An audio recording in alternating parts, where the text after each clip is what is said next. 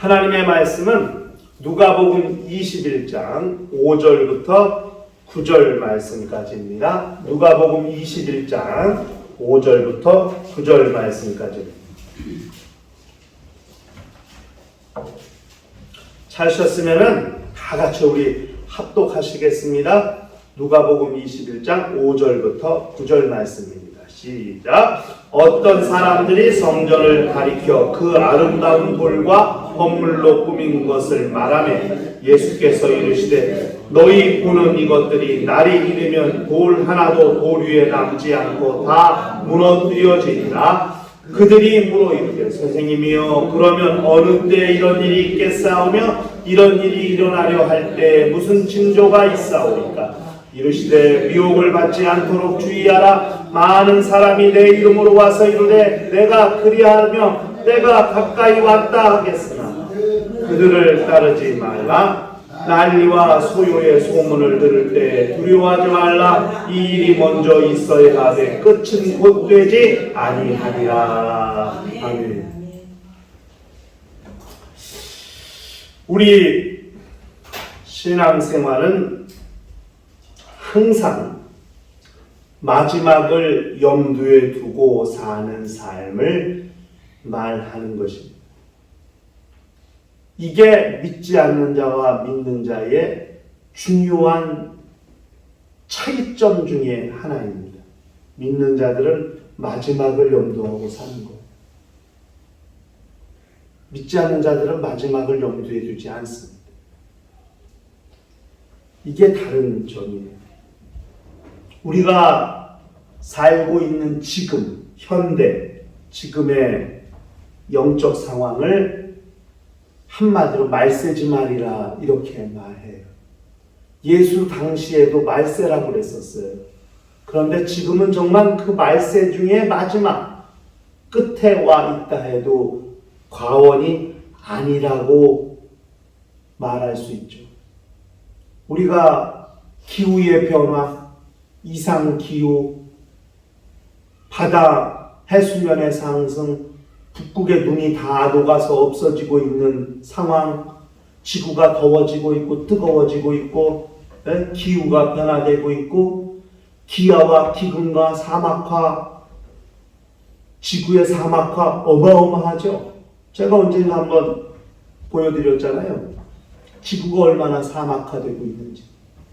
아프리카 땅이 미국이 중국의 그 몽골 티베트 지역이 수십 년 동안 얼마나 황폐해지고 사막화되었는지 이런 것들만 보더라도 기후학적으로 환경학적으로만 보더라도 참 정말 세상이 많이 급변하고 있구나.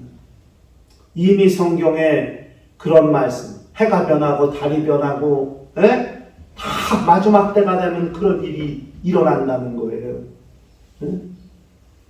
지구의 분쟁이 얼마나, 지금도 벌써 세계의 전쟁이 두 나라에서 일어나고 있지 않습니까? 두 지역에서 러시아와 우크라이나 간의 전쟁이 벌써 1년을 지나서 몇 년째.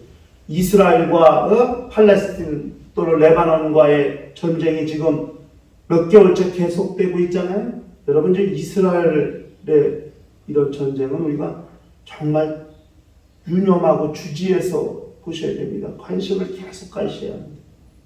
이스라엘 민족은 하나님의 시간표예요. 그 이스라엘이 어떻게 되느냐는 정말 이 말세에 종말의 때에 우리가 어떻게 행동해야 될까를 아주 단적으로 보여줄 수 있는 중요한 지표가 되기 때문에 이 이스라엘 민족에 관한 사항은 예의주시하셔야 됩니다. 지금 이스라엘의 총리를 맡고 있는 그분은 정치적으로는 극우지만 신앙적으로는 철저한 유대주의자예요.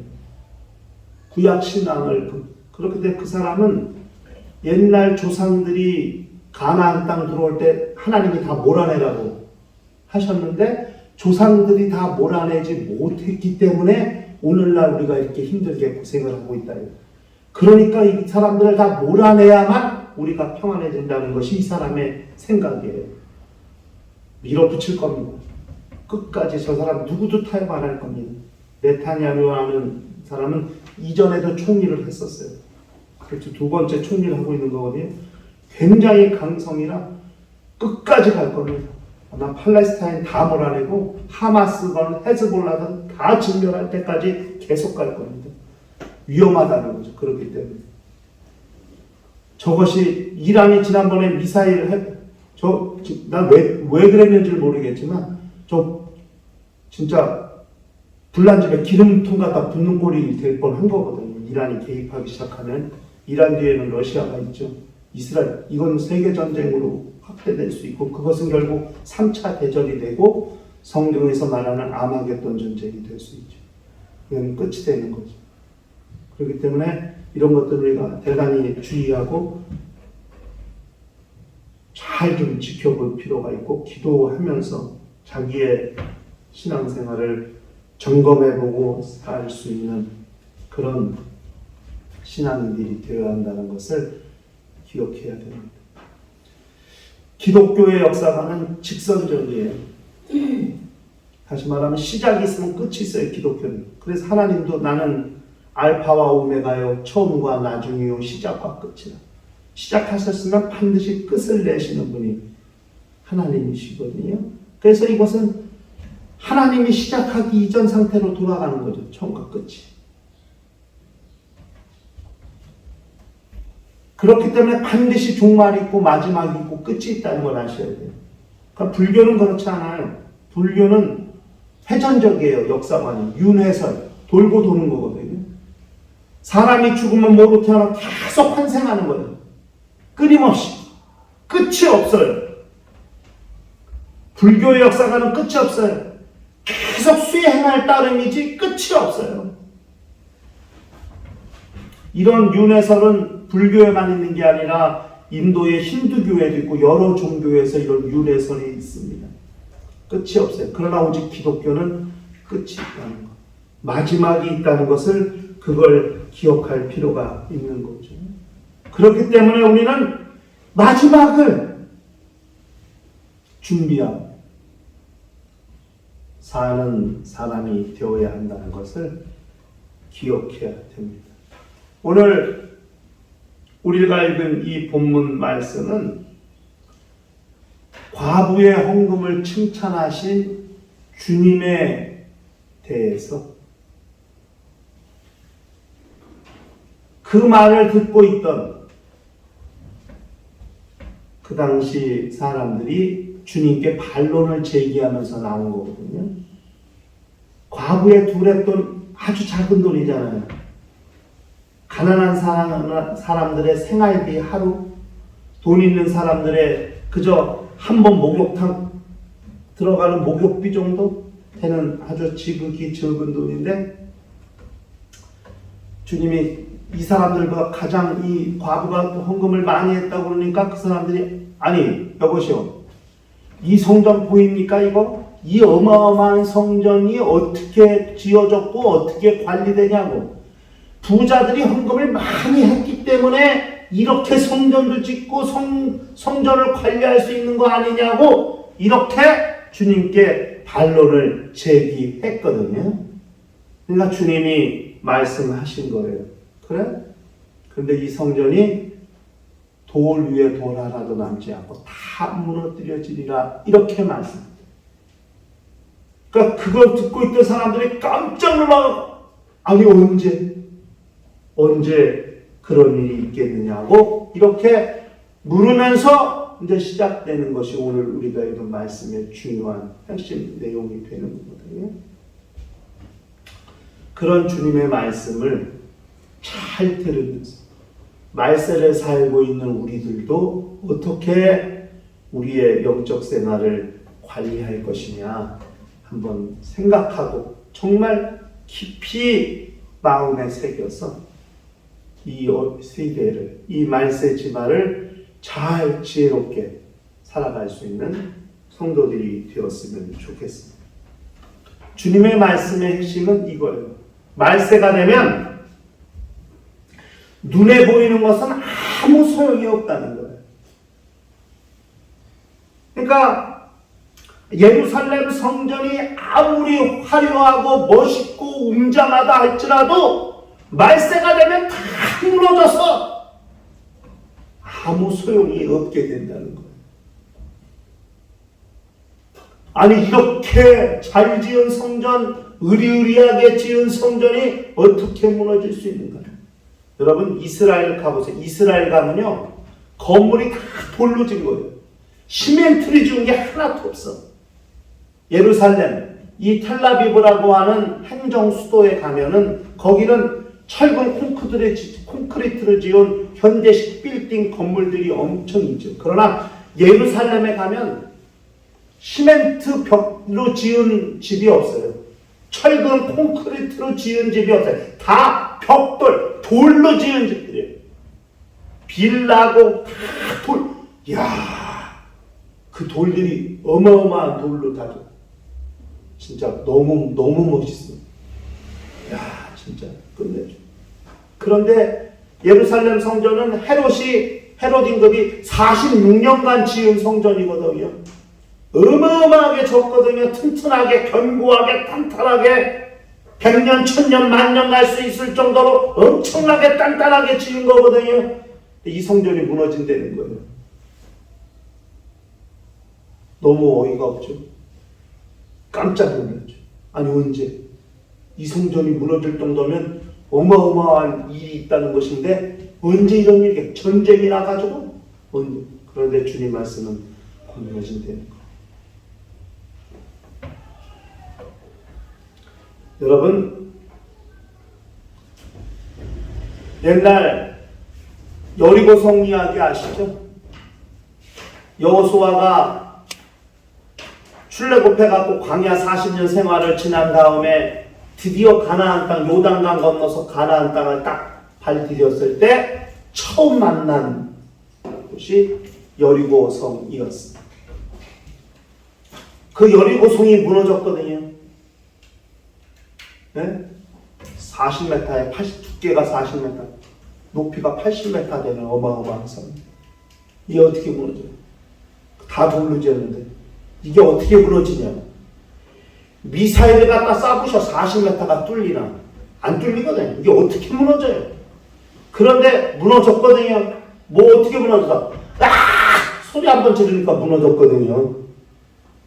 이스라엘 제사장들은 나팔을 불었고, 보세요 여기 여호수아 6장 20절 21절에 이에 백성은 외치고 제사장들은 나팔을 불래 백성이 나팔 소리를 들을 때 크게 소리질러 외치니 성벽이 무너져 내리더라.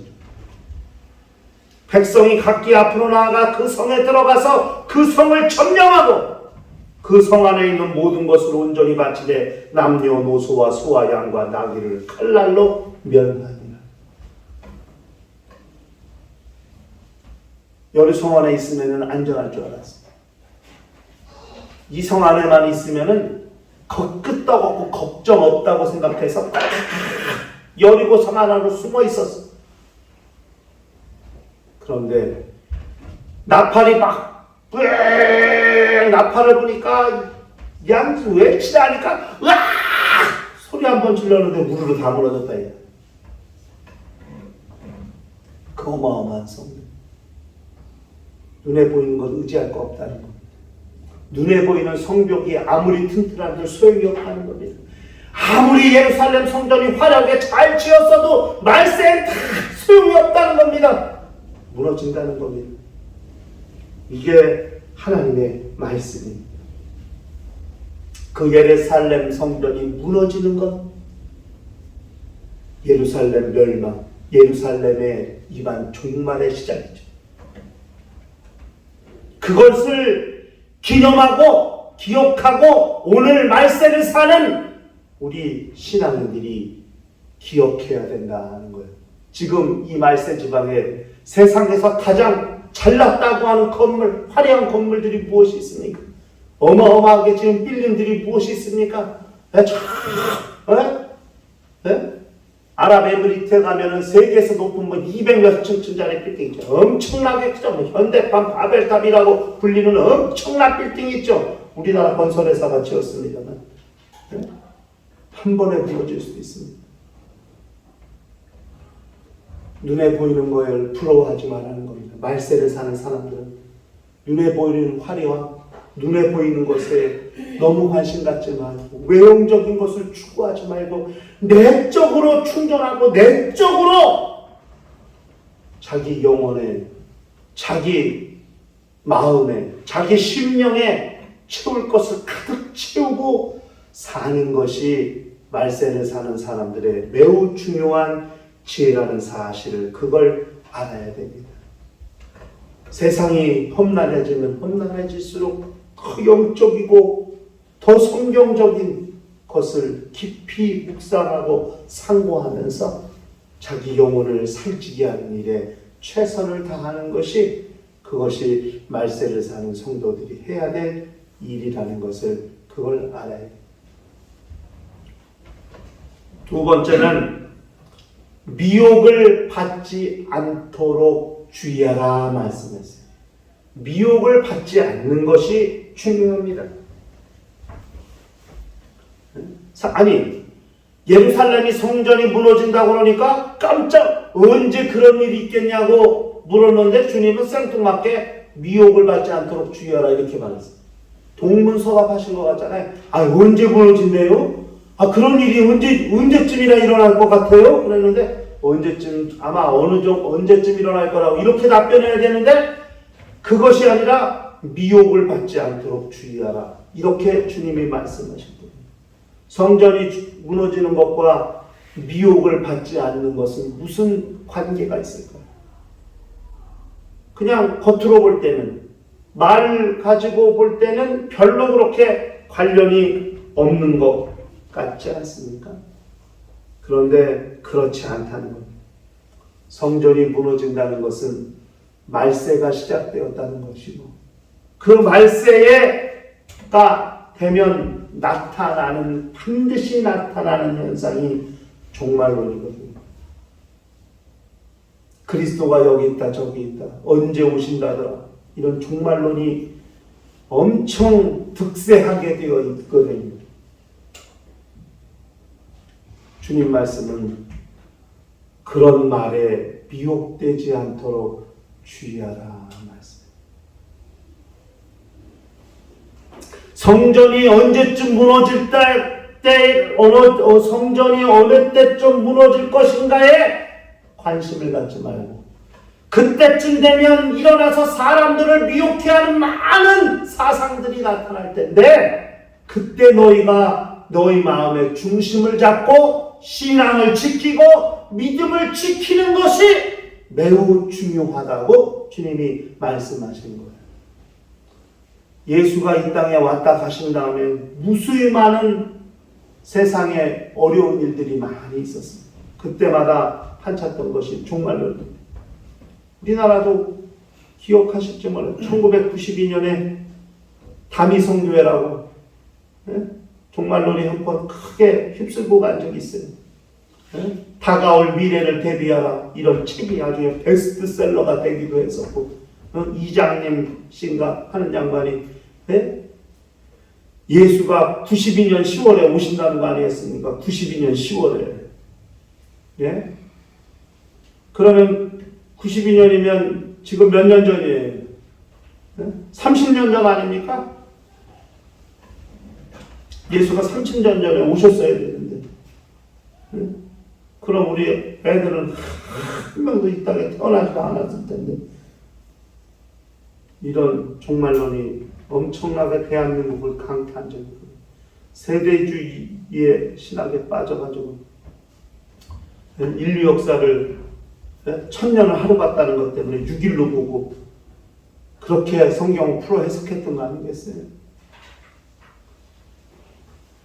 얼마나 많은 사람들이 직장 그만두고 산속에 들어가서 헤어놓고 갈아입고 그냥 밤새 처리하고 그렇게 했던 적이 있지 않습니까? 종말론이 세상을 뒤흔들게 된다는 겁니다. 그때 사람의 미혹을 받지 않도록 주의하라 주님이 그렇게 말씀하셨습니다. 이 미혹하다는 말이 벗어나게 하다는 의미거든요. 원어로. 빗나가게 하다, 벗어나게 하다는 뜻이 미혹하다는 말이에요. 그러니까 신앙의 본질로부터 벗어나게 하는 것. 하늘 가는 길에서 빗나가게 만드는 것. 다 그게 미혹이거든요.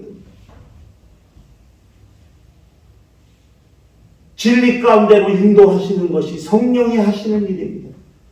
예수께서 성령이 오시면 너희를 진리 가운데로 인도하시리니 내가 너희에게 한 말을 기억나게 하시리라고 주님이 그렇게 말씀하셨습니다.